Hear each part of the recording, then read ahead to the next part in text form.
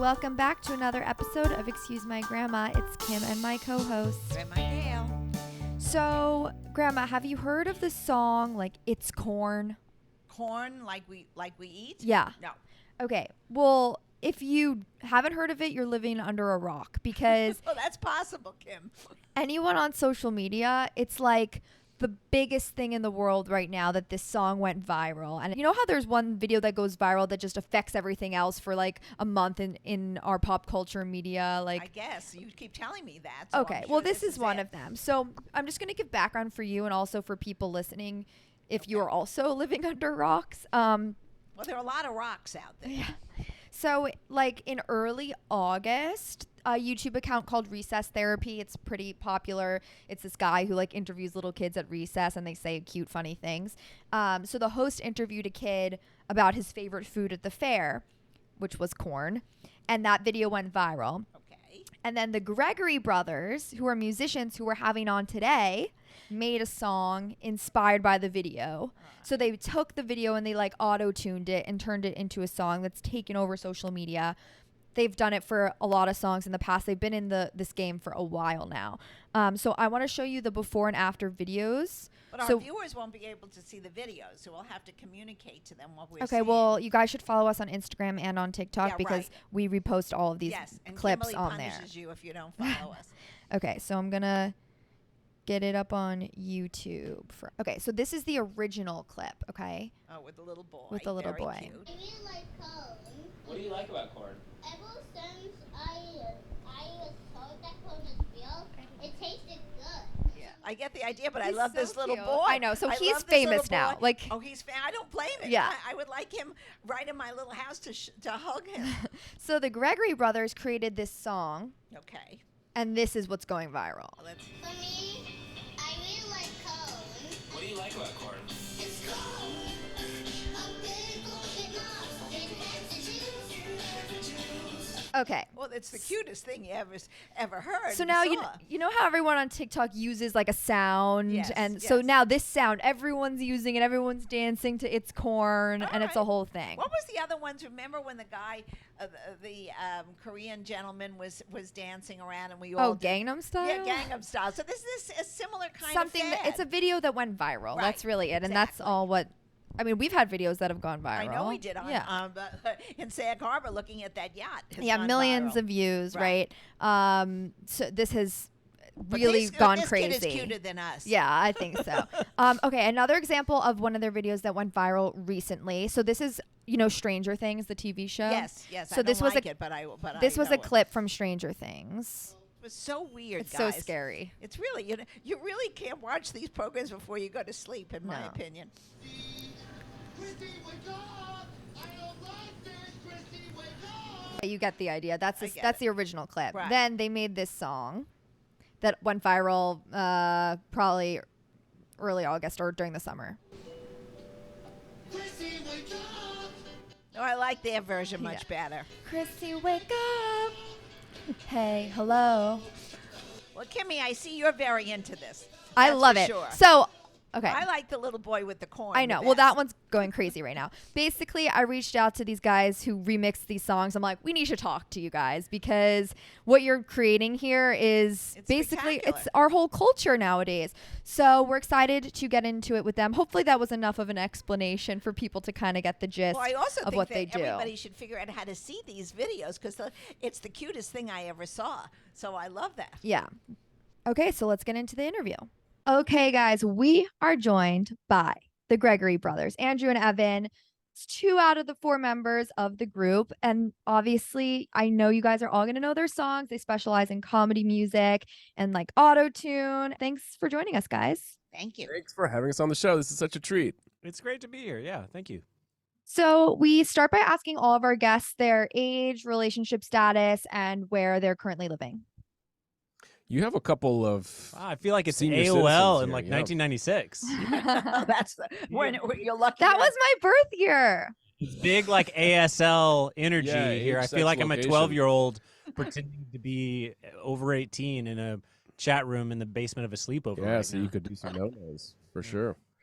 I'm the oldest member of the group. I'm the oldest brother. We are real life brothers, in fact. And I'm 43 and married, and I have 3 kids. Oh Oh, my gosh. Bada boom, baby. Evan is married Of to course, he's one of the successful. members of the group. One Yeah. of the 4 members of our group is Evan's wife. Yeah, Which if you can believe this, I'm married to Andrew's sister-in-law. yes, we catch some flack for that because people are like, well, not all 4 of you are brothers.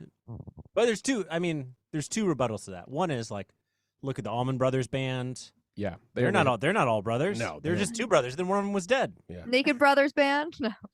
yeah, great Remember- example. A lot Yeah. of brothers are not all brothers. Are not all brothers, but also we are Sarah's brothers-in-law. You're just trying to get out of saying how old you are. Oh, yeah. 40. I'm 40. I'm married. I just had my first kid. Andrew's Oh, nice. Congratulations. Got a 4-month-old baby at home. Oh, cute. Oh, so you don't sleep much. So you're you're missing in action, I think, some of the mornings. No, That's for sure. oddly, our kid is an amazing sleeper. So good of a sleeper that Oh, that's wonderful. That's a blessing. but like yeah, we meet other parents in the neighborhood, and the other parents are like, "Oh, like terrible. You're not sleeping at all, right?" And I don't think I slept for 2 years we just got time. until the kid went to nursery school. I think I remember that. There was a whole 2-year span of when I was up all night. Our 4-month-old daughter is going to bed at 8 p.m. sleeping solid until 8 a.m. you have to love Yay. it. We're just lying about it. We're just Wow. like telling other parents, like, "Yeah, this is Yeah. They'll be so jealous. It's a lot of hate going on in Brooklyn. Netflix shows between 8 and 11 p.m. It's awesome." That's amazing. And yeah, for those who don't know, you guys are in Brooklyn. Yes, that's we right. do Yeah, live here you're in Brooklyn, speaking to us in our studio. yeah. in We're not Williamsburg right native now. New Yorkers. We grew up. Evan and Michael. I've and I lived grew here up- 20 years now. We're Yeah. we're fully integrated. We've been Right. here for a long time, but we grew up in a small town in Virginia and have been here Oh, for nice. all of us approaching 20 years now. Evan's made it. Evan's over the cusp of 20 years. I got 3 kids in the New York public schools. You know, Let's get into it. You guys, like, It's Corn, Chrissy Wake Up. Those songs are huge. Like, you also had the Bed Intruder song back in the day. Like, remember? I feel like that was one of the first viral videos that I was aware of, I guess. How does it feel to be such a large part of the cultural zeitgeist?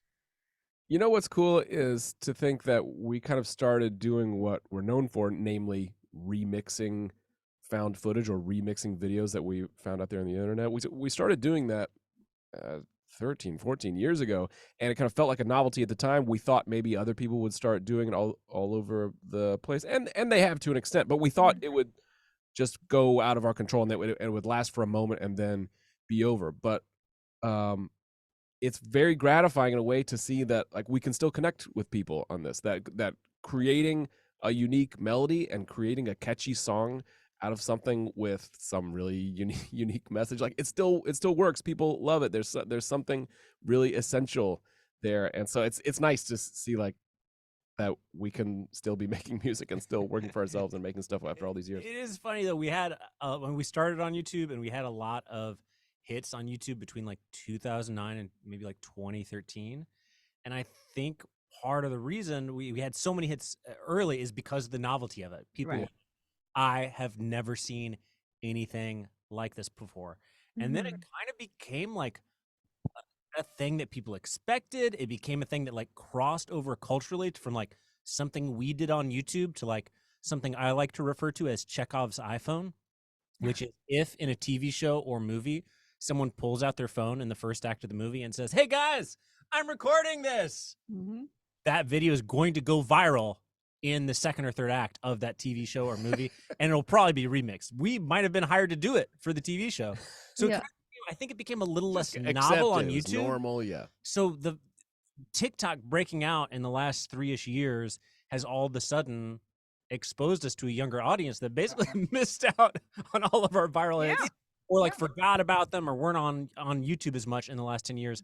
So people who are seeing Chrissy Wake Up or the It's Corn video are kind of like, I've never seen anything like this before, and are only then going back and seeing like our backlog of 12 or 13 years. Hits. Yeah, that's so interesting. So now when you're thinking about making videos or making songs, are you thinking about, okay, this would work better on TikTok, or is it still like whatever goes on YouTube goes on all of the platforms? We are thinking about that to an extent, but the foremost concern is always, does it feel fun and right to us and catchy. So it's like the creative concern comes first. Mhm. As far as, well, where do you post things? For it to work on TikTok, it often needs to come from within the TikTok ecosystem. So it's something that people are already connecting with. The monologue about corn by the little boy Tariq was already having like a little bit of a moment. Right. When the song comes out, people recognize it from that, but it's been escalated in some ways. It's even catchier now, and you can soundtrack all your other stories and TikToks to it. I will say, like, one from just like a practical and creative perspective, one amazing thing about TikTok is that, say, like 5 or 10 years ago, when the goal is to put all of our videos on YouTube, if you see a viral clip that's only like 5 seconds long or 10 seconds long or 15 seconds long, you're like, well, this would be really cool, but there's no way to stretch it out to be even a minute and a half long YouTube video. And we're not going to post like a 30-second or 20-second YouTube video. It just Right. doesn't fit in the YouTube ecosystem. But like, post a 20-second TikTok and get the loop right. Yeah, that'll kill. It Well, kills. that's what happened with us. We found that in many of our little viral things went crazy that we never thought would go anywhere, and it just hit. Yeah, well, we were saying earlier, like when you spend so much time like curating like a 3-minute video, and then the 5-second one goes like crazy viral, and you're like, what? Like you can't really predict some things. Right. Are you familiar with the highly technical term when you're working in the memosphere, the highly technical term shit post? Sure. Most of Explain it ours- to us. Most of ours. Andrew, how would you Well, define a shit post? shit post? I recently found myself explaining what a shit post is to my therapist, and it was Sure. very pleasant to me to like be like, okay, I have to explain something about work to you, but first you need to know what a shit post is. Yeah. My therapist didn't. I was like, do you know, how about 30 to 50 feral hogs? That's like a good gauge of how extremely online someone is if they know about 30 to If 50 they know feral about hogs. that meme. A shit post is a post that you put almost no effort into. You know, like instead of like you look at a Photoshop job that like The Onion has done, and you're like, this is someone who studied graphic design in college and has honed their craft and is doing brilliant Photoshop. This is a great photorealistic fake photo. And then a shit post would be like, you'd literally just like chop out a rectangle of Joe Biden's head and put it on LBJ's body, and I don't know, makes some dumb caption that's And they love it. You get your idea across an extremely low effort way. So we're like, for years and years and years, we've suffered through like spending weeks making a video on TikTok. There's a now that we don't work hard on our TikToks, but there's a little bit. It feels like a place that you can throw something up a little bit more, like throw the spaghetti on the wall and see what sticks. Well, yeah. So I just showed my grandma the videos. Like, what were your thoughts? Well, no, I was going to say that program caused Stranger Things really caused a tremendous stir this summer. I either loved it or hated it or whatever. It was frightening as the devil. I mean, I loved listening to your music because at least it made it light. I mean, if you watched the entire thing, you couldn't do it at night. It gave you nightmares. Scary for me. I don't know if people are, and it's something that we haven't really discussed, but you're in the business. I don't know if people get jaded against fear. They're actually, young people are not scared anymore of watching people dying and blood spurting out and all those horrific things being murdered. Were they in the 50s and 60s? Well, you don't have too many of those kind of programs. You had like Psycho, and you could make something scary and musical out of Psycho. You'd be a genius. But I mean, there weren't that many. It was more sort of milquetoast things that we watched on TV. And now, what are like Twilight Zone, right? Psycho, you see the Twilight Zone was later. The blood, but you never see the knife going in. Now, if they made Psycho, yeah, exactly. It's much more horrific now. And so your video takes a very scary thing and lightened it up, which I loved. I mean, that was the most fun of it. Yeah. I didn't see all. Well, that's why it's funny. Like, that's why they're brilliant. Yeah, right. Yeah, you're right. That was the strength of it, right? Is because everybody has seen the clip and got really scared. That first episode was really intense. You thought you were creating a brand new relationship with Chrissy, that you're going to spend a whole season with her, and she was taken away so fast. So everyone is shocked. So the fun and the irony of the song is to make it light and pretend the scary thing didn't happen. So that like allows people to interact with it in TikTok in a different way. Like if it was completely sincere, then it would have been kind of only for fans and would have petered out. Right. And then it's corn. I mean, like I walk around my apartment singing it to myself. It was terrific. I mean, it really was a delight to see. Now, I'm just going to ask you one question. Does that young man's family get compensated at all for all this? Does he get a royalty? Yeah, good question. It's a little bit more complicated in this case, but I'll just zoom out to say that like that's something that we hit on around, I'm going to say 2010. 12 years ago when we first started with this concept.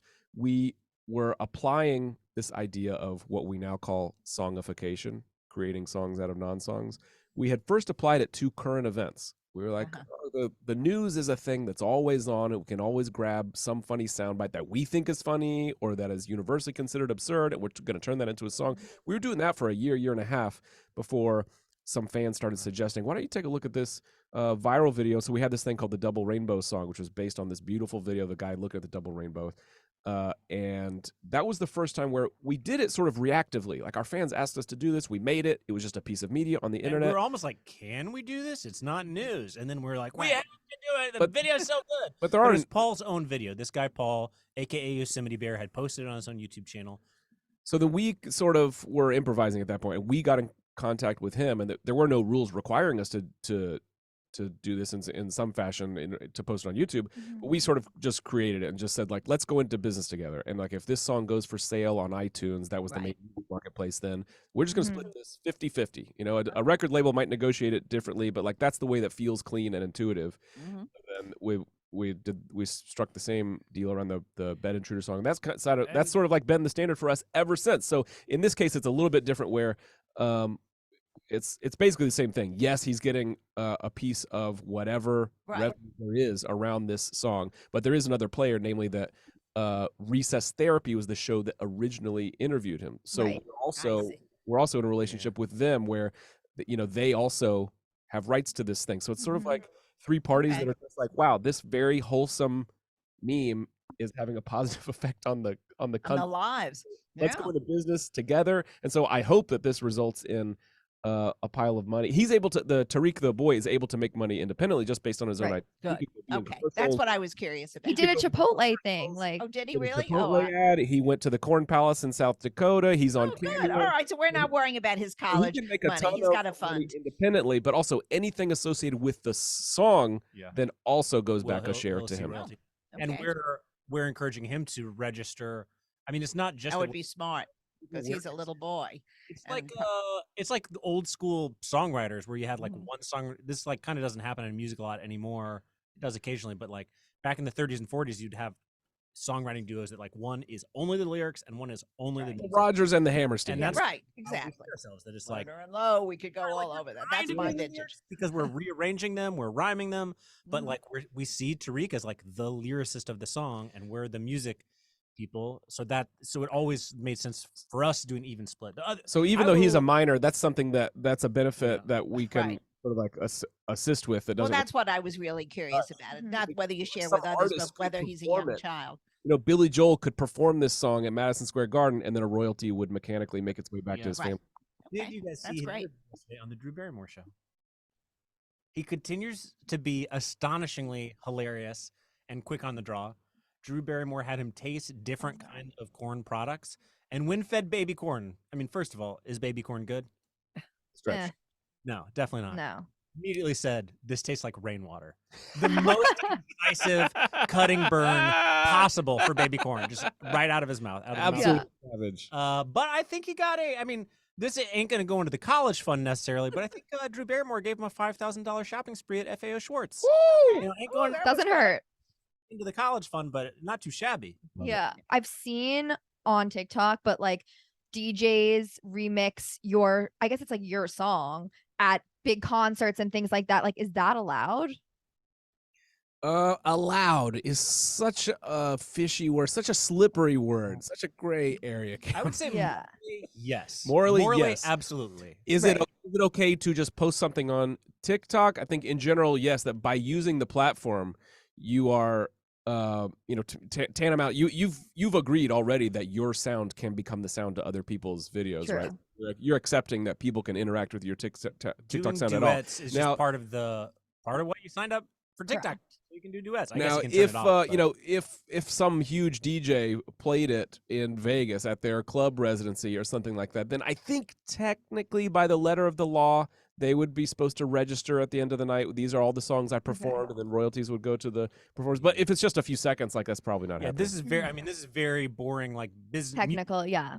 But That's like copyright law if stuff. Billy Joel played it, or if it was played on the radio, that's when the organizations ASCAP and BMI like Mhm. get on the cue sheet and go and ask someone for money, and then like 6 months later, the money shows up for us. And Right. I guess my question is more like, do you guys care? Like, does it make you feel good? Does it make you feel weird? Like, and also just in daily conversation, it comes up in my life. So I'm sure it comes up in your life where people are like either singing the song or like showing a video or whatever. So like, how do you react to that? Totally. And now we just all accept that anything that you love sincerely is a big lump with knobs. You know, Yeah. my wife. Yeah. I love it because I mean, first of all, the song is so uplifting. Like Evan said, everyone is able to now to focus on what their lump of knobs Yeah, is. what's with corn the to juice. you? But also, I just love it from just like I want our videos to do well, and like if people are covering them, if people are reposting them, if people are singing covers of them, like the really funny sad It's Corn cover that went really viral, where people are like mostly posting on TikTok about how sad they are that their friends don't know the It's Corn song. Yeah. Great cover, like Or like Hades, explaining to your friends what it is. I've seen. yeah, like Yes. Hades Town the musical was reposting the sad version of it, which is very funny to me. In general, like people covering it and people using it in their own musical sets, like massively pro that. Yeah. The only thing that we might step carefully on is the brands stepping out there Yeah. to use it for commercial purposes. Like Yeah. they just want to generate revenue for their own brand and use the song to that purpose. Yeah, I love people sharing it because more people are seeing it. But like Evan said, it's like if I see, United Airlines Right. posting, You expect to have a cut of that. are we going to get a little bit of a Yeah, absolutely. get a licensing fee? But it's like, I think if it's only on TikTok, I think the answer is no. They're just going to Yeah. post the That's sound. supposed to be it. Yeah. We've actually run into that. Like sometimes I get a lot of DMs of people being like, do I have permission to repost your video? And then sometimes people don't ask permission and just do it. That's the lowest of the low. The caption, "Who did this?" Yeah. Yeah. This. Oh, I love this At least grandma. give I us wish a I tag. Could, yeah, I wish I could find her. I have no idea who she is. Yeah. When they Oh, yeah. as Yeah, if that's- as if the exposure is worth as much to you as the actual ad revenue they're making on Facebook, right? So we're not psyched about that. Yeah, but it does happen all honestly, the that's time. been a major problem for us on Facebook because Hmm. a couple of our we just aren't that big on Facebook, and like every once in a while we'll find a Facebook video that we made that just has like tens of millions of views. Ugh. Like, Annoying. must be Well, nice. what works on Facebook is the niche interest groups. So like you have your podcast, but like a clip of you guys talking would kill in some niche Facebook group that has 100,000 members. What is killed on Facebook that is so dumb and not for us? I think because our fans are overwhelmingly liberal, because our political videos are mostly liberal. We made this video of Joe Biden talking about blasting shotguns in the air, which is an amazing speech he gave. Amazing. One of my Several favorite years videos ago. we've done. Right wing Second Amendment groups because Oh, no. they're like, terrible idea to protect your home with a shotgun. Only get one shot. That's why I need my AR-15. Right. It's constantly We going did viral it in because Second we Amendment did it groups. because we thought it was funny and kind of like a little bit unhinged, but it gets co-opted for somebody else's purposes. You know? Right. Right. In a different context, it means different things. As someone who doesn't own a gun, I feel like having a double barrel shotgun to protect my home would be, We Yeah. still want to know why you need an what is it, an AR-15 or 3? What do you need a machine gun for? Walking It seems around like the a streets different of New York? podcast, though. Maybe like we don't have time for that today. I still don't know who needs a machine gun walking around the Yeah. city. I haven't figured that out yet. And And I've lived here 60 years. we The we great agree. question. Yeah, I think if you tie it back to dating, there's a great reason. Now you're thinking about I mean, carrying. yeah, they've got to catch that fish somehow. Exactly. Fish. And if you don't have success with the rod and reel, you've got to resort to the AR-15. So good. Let's talk about dating a little bit. You guys are real brothers, so you grew up together, saw each other dating. You're both in relationships now. Anything you could share, or like how you met your wives? I'll go first. I met my wife at a music venue. It's like extremely New York, being in the music scene kind of thing, where I went to see an artist that my friend had told me about. I'm young, in my early 20s, so you're just trying to be in the scene. I was trying to make it as like a starving artist at the time. This is years before we figured out what we were going to be doing on YouTube, which even at that time felt like a side project. So at the time, I'm just playing in bands, going to see other people's bands. And my future wife was singing backup for this artist I went to see, met outside the venue, and then just turned out we were sort of in the same circle, and over time that circle shrank, and she Shrank to 2. Yeah, shrank. Well, but there was another guy in the way. She had a boyfriend at the time, and I had to make myself really like I was the fun guy in the And it didn't crowd. have to be just one date or 2 dates. It was a lot of dates. I have a feeling with him. Yeah, well, and I think she didn't know that she was dating me when we were just going out as friends, a lot. There was like Right. there was like a couple of months of runway there where she's still dating the other guy, but kind of thinking to herself like, I wish I could date a guy that's as fun as Evan. I mean, not Evan. Not, Evan's my friend. I'm not, Wouldn't it be not dating, cool if but I what if I could met a guy date someone like Evan? Somebody like a lot like Evan.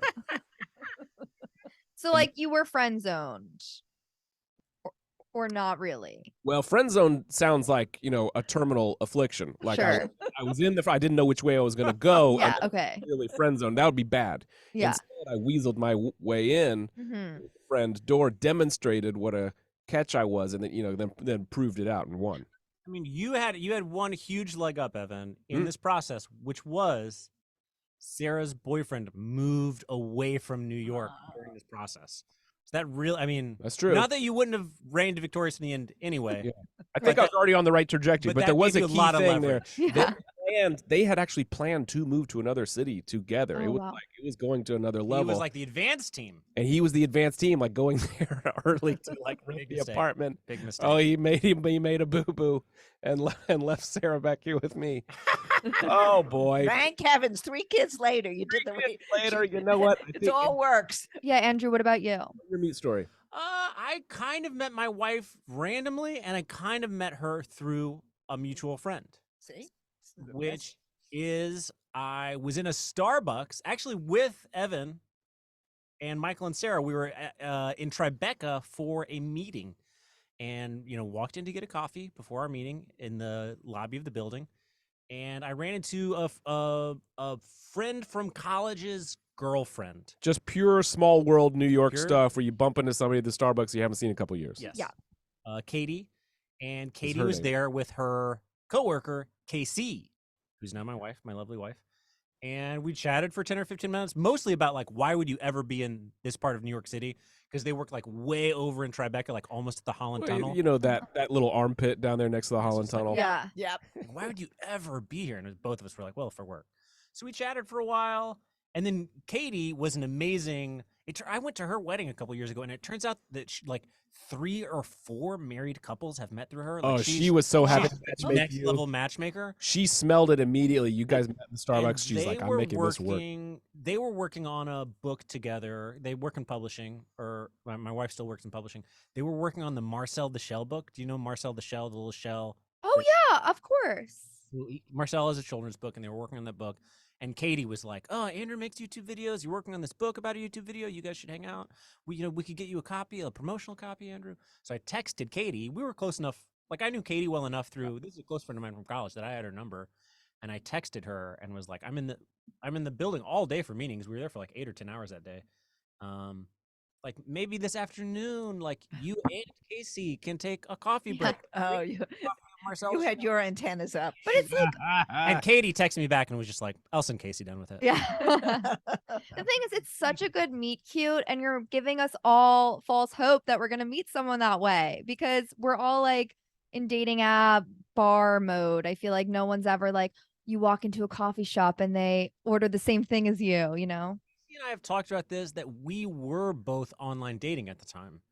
And although we did not meet through online dating, I think we both think that the attitude of online dating of just kind of like, I think I had a couple years in New York where I was like, I can't meet anybody. And then I online dated for a couple years, and I was kind of like, oh, okay. It kind of opened up my thinking a little bit about like, okay, there are single people that want to date. Right. And that situation, meeting Casey and being like, oh, okay, she's single. Like I could ask her out. Like I do think that online dating. You're kinda saying gave that me some maybe your meet confidence. cute wouldn't have happened if you hadn't been practicing with online If dating. we'd not It do was that, more relaxed. grinding it out on OkCupid and Match.com. Just pretender world. How long were you engaged or together? We were together for. Let me think here. We met in 2011. They dated for about Oh, that's a long. too much, and they So we broke up. So we broke up for a couple months, and then we were back together, and we got married in July of 2015. Oh, Okay. okay. What are you gonna No, I was judge or? no, I was thinking of Friends. They were on a break. Oh. I will say I was on the other side of what Evan and Sarah went through, which was I was casually seeing someone up to the day I met Casey.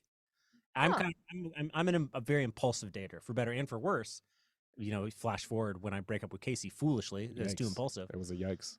Met Casey in this coffee shop, saw her that afternoon, and literally I'm thinking like, man, wish I could be dating someone that cool. Like this girl I'm casually seeing, like she's definitely not as cool as Casey.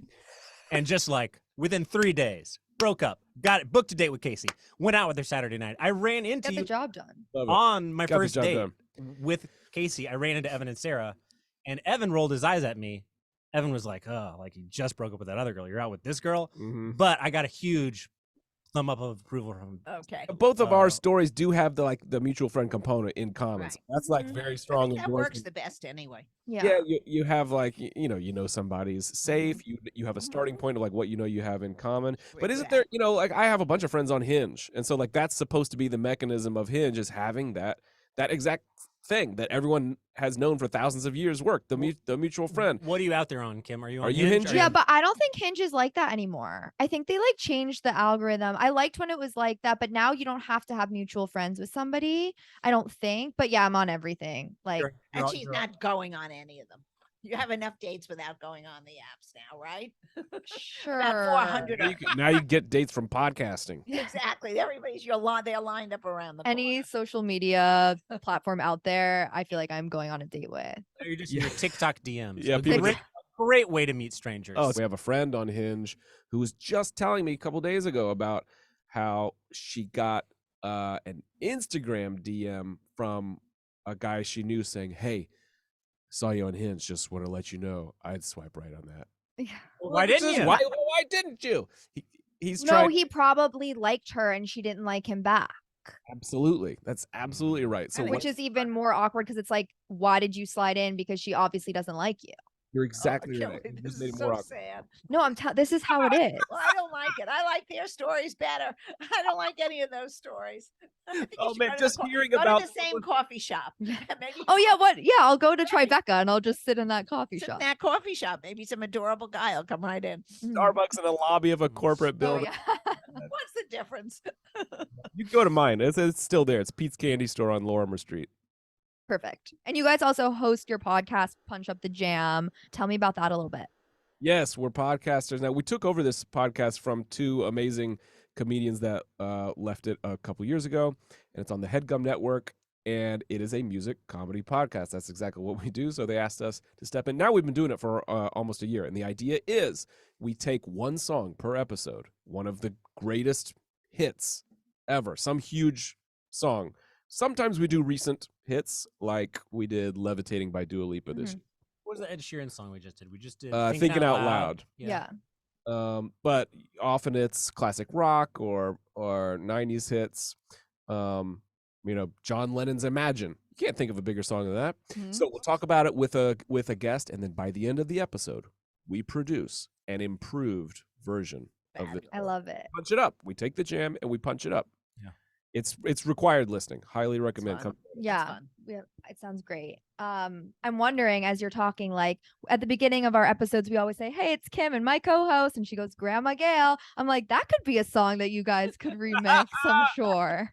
Yeah, that could be your new theme song. Who Mhm. wants to hear it?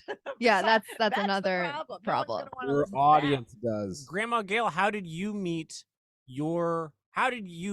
Kim's? I guess I don't know if Poppy. Yeah, my grandpa. Well, that was a fixed They've been up married 59 years. yesterday. Yes, oh, I Yes, love to happy hear it. anniversary. Happy anniversary. Thank we you, almost thank we you. moved our recording date. We could have been recording on your anniversary. That's Well, we beautiful. could have, but She I didn't even hang out with him all day. I so- hung out with you. How come I hang out with him if I'm with you every day? So I mean, that's impossible. I think I'm married to you now. The truth is, we were fixed up by family members, and we didn't like each other in the beginning, and we sort of got used to each other. we're still getting used to each other. It's 59 years. We're still figuring out how we're getting used to each other. Years later, you mostly didn't spend your anniversary together. Exactly.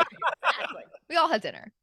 That's I what- want to end the episode with a game we play with all of our guests. It's a quick round of Grandma Gail's old-fashioned dating quiz. We basically go through like some hypotheticals, and then we will deem whether you guys are an old-fashioned dater, more of a modern dater.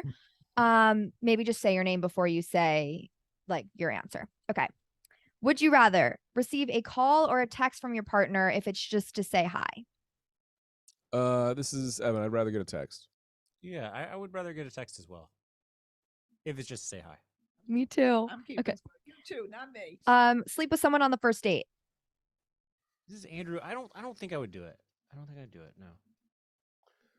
No. This is Evan. If it's just cold from the world of online dating, that's a no. It would, maybe the answer might change a lot based on the whole setup, the mutual friend, the relationship. It's not a moral judgment. That's more a judgment of just how You are personally. you feel personally. Yeah, totally. Dating apps or setups? I've got.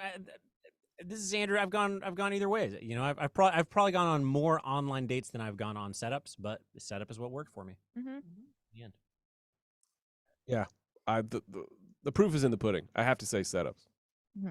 They're all leading to me. Okay. Kim. You're losing today. Move in together before getting engaged, or wait until you're like engaged or married to live together? We moved in together after we were engaged. But prior to marriage. Prior to marriage, Evan, you guys moved in after you're married. Yeah, I moved in the day before. I just moved all my stuff in. So More traditional too. that's Okay. Last one. Should one person in the relationship pay for the date, or should you split everything or alternate? Are we talking first date, or are we talking like First few dates. first 2 dates? Yeah, first couple dates I pay. Then I love alternating. It's fun. I think first date I would try to pay, but if she says, let's Slip split it in. no, The pocketbook. I think it's ruder to complain about that than it is to just say like, okay, yeah, great, we'll split it. I think that's the worst thing you can do is for the lady to say like, oh, we'll split it, and to be like, no. Oh, it's so No. subtle. You got to look at their eyebrows. You got to listen to their tone. They don't want to split it. Maybe they No. do. I They think you just don't. say like, okay, you want to split it? Yeah, great. Ooh, But, that's a like, don't- toughie. I think you don't want to get in like Ooh. getting too chivalrous. That's when you start sliding too quickly into misogyny. Mm. It is hard because like some people just say it to be polite, and some people don't want to be they want to be treated like equal in that way. It is hard. You a splitter? You hit the nail on the Are you a head. Some splitter, people or just do you saying want- it to be polite. Do you want them to pay on the first date, Kim? What are you? Yeah, I want them to pay because I feel like they asked me on the date, so then they should pay for it. Yeah, And then afterwards, it's Yeah, if I'm like in a relationship, it's different. But like early days, they probably are asking me out. So that's a great motto. Just boil it down. You ask, you pay. yeah, right. That's right. Well, that's what most people right. say. We should put a sign on our door or something. They're traditional. They're like kind of split. Yeah, they're kind of Kind of split. Okay, half and half. Half and half. Guys, thank you so much for joining us on Excuse My Grandma. Tell everyone how they can watch your videos, listen to your music, and all that. If you're a big podcaster, come listen to our podcast. It is at Punch Up the Jam. You can follow us on all the platforms. But me personally, I'm Evan. You can follow me at Get Some Evan. I'm Andrew. You can follow me at Gregory on Instagram or Twitter. But you can look at our YouTube videos or our TikToks at /Schmoyoho, SCHMOYOHO, accent on the yo. And again, thanks so much for having us, Kim and Grandma Gail. It's been a treat. Thanks for letting us We dip loved it. And I So loved your fun. video. I have to tell you, both of the ones that Kim showed me, I'm a believer now. I'm going to put it on my phone. Oh, thanks. Love That it. means a lot. What an endorsement. Again, you know how to follow us. Excuse My Grandma on TikTok and Instagram. Or you can listen to the podcast on Spotify or Apple or wherever you're listening right now. And we will see you next week.